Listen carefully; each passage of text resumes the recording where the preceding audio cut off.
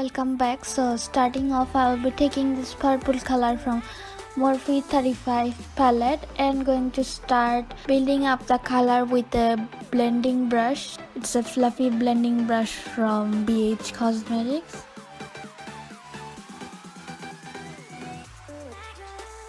And going to take this deep navy blue color and going to put this color on the outer V, then drag it on my crease. But as you can see, this color left lot of like in depth on the outer V. That's what I'm going for.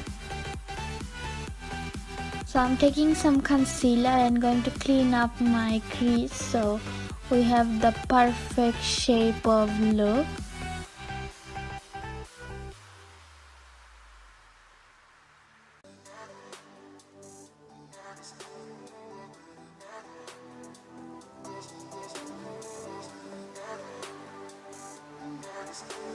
So I'm taking this yellow color and going to start applying this with a flat shader brush on the outer part of my lid. Not going to take it all the way. So yeah.